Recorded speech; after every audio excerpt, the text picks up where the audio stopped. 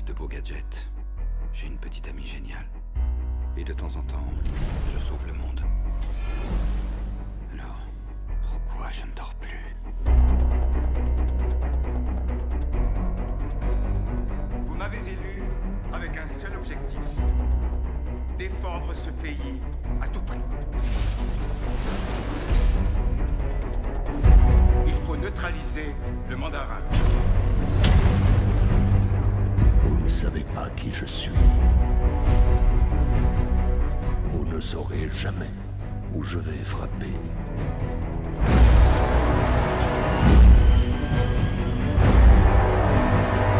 Comment allez-vous répondre à ces attaques? Le monde entier nous observera. Une seule question. Où est Tony Stark? Rien n'est plus pareil. Je dois protéger la seule chose qui m'est essentielle. Et c'est vous. Monsieur Stark, ce jour est le premier jour de ce qui reste de votre vie.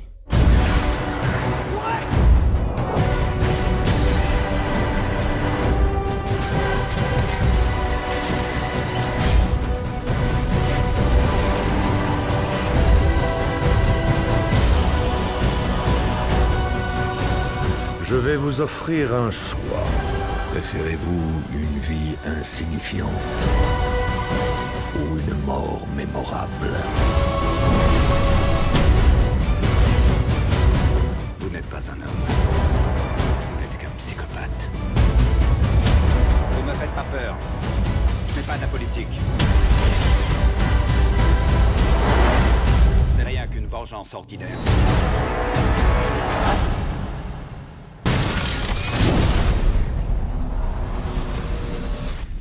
On a besoin de renfort. Ça, c'est ton problème.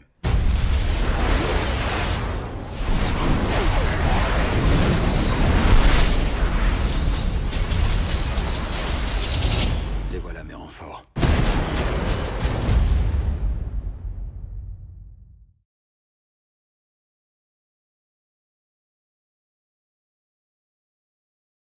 Donc bonjour à tous, c'est Kevin Game 2 et on se retrouve pour cette vidéo de ma critique de Iron Man 3. Alors, bon, Iron Man je l'ai vu maintenant hier en fait, donc j'ai pas eu trop le temps de la faire la critique. Vous allez me dire, pourquoi tu fais une critique tout simplement? Au début c'est une idée que mon ami m'a donnée, pourquoi je ferais pas une critique de Iron Man 3, puisque c'est vrai qu'on en a parlé et tout ça. Et on s'est dit, voilà, il y avait des trucs que j'avais envie d'exprimer sur ce film. Puisque ça fait quand même depuis un bon moment maintenant qu'on parle d'Iron Man 3, ça va être une tuerie, enfin tout ça. Donc je l'ai vu hier à la séance de 16h30. On va commencer pour l'histoire. Alors l'histoire se passe exactement après Avengers, ni plus ni moins. Après les événements de Avengers, New York et tout ça, Iron Man, Tony Stark, se retrouve avec un syndrome, on va dire, en fait, d'angoisse. Tony Stark a toujours peur quand il n'est pas avec son armure, tout ça, et d'ailleurs il dort avec son armure, enfin, il a créé une armure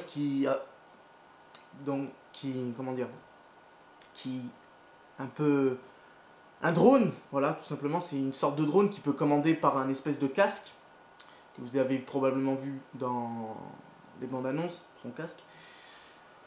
Donc voilà, il est complètement parano, même Pepper, qui est devenue maintenant officiellement sa fiancée, ne peut même pas le toucher pendant la nuit et tout, tellement que ce truc est vraiment programmé pour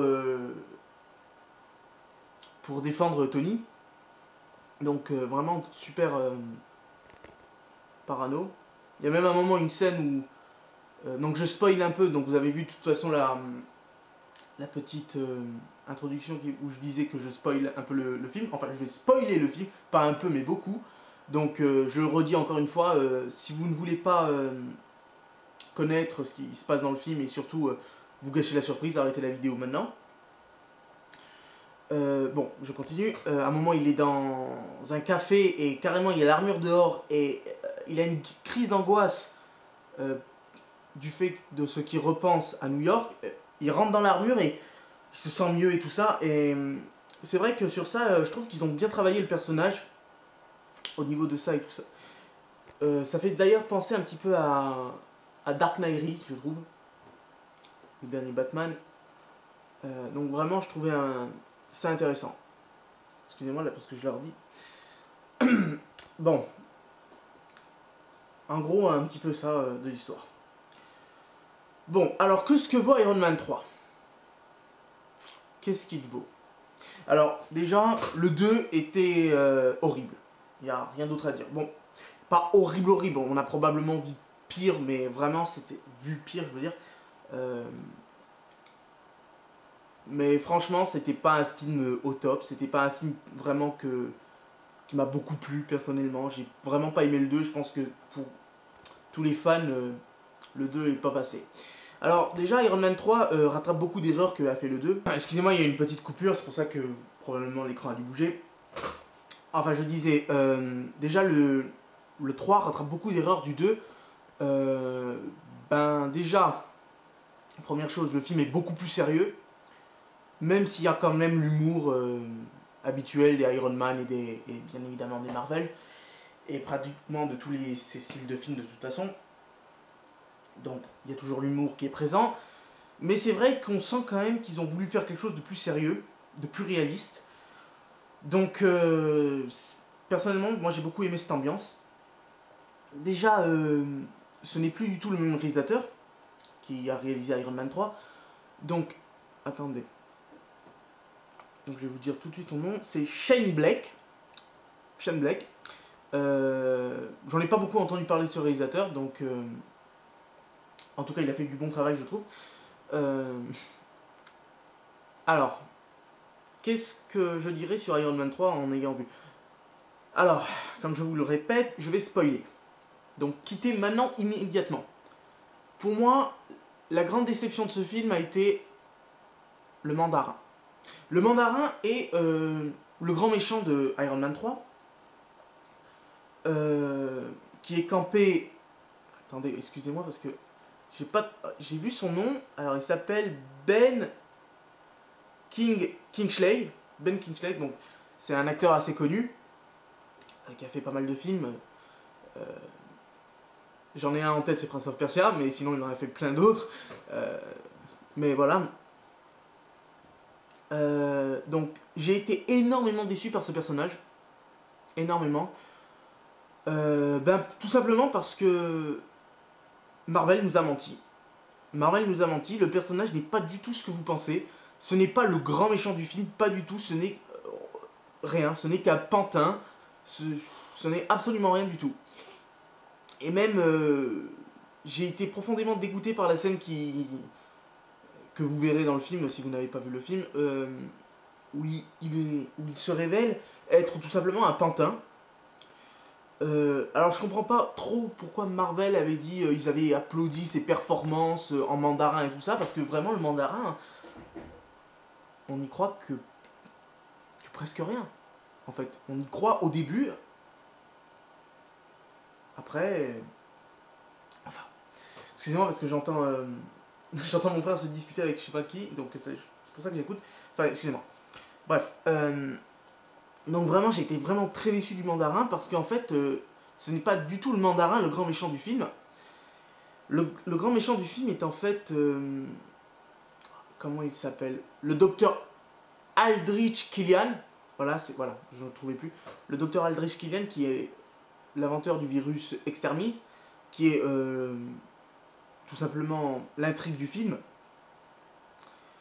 Donc c'est lui le véritable méchant et on apprend à peu près à la moitié du film que c'est vraiment lui le grand méchant, alors que ça a été dit que même Guy Pearce, comment on prononce le nom, enfin bref, celui qu'on voit dans plein d'autres films, mais le dernier qu'on ait vu là c'était Prometheus, où il jouait Welland.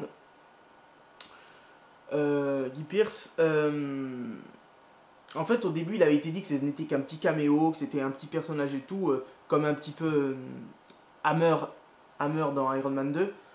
Pas du tout, en fait c'est un super surhomme, il a des capacités super, enfin il a, comment dire, son corps, il peut être en fusion, faire fondre des objets, tout ça. Donc les super soldats, c'est un peu ça. Donc j'avoue que j'ai été un peu surpris parce qu'il avait été vu dans aucune bande-annonce, tout ça, ces styles de personnages. C'est vrai que j'ai été un peu surpris par ce que j'avais vu parce que je les ai trouvés vraiment balèzes.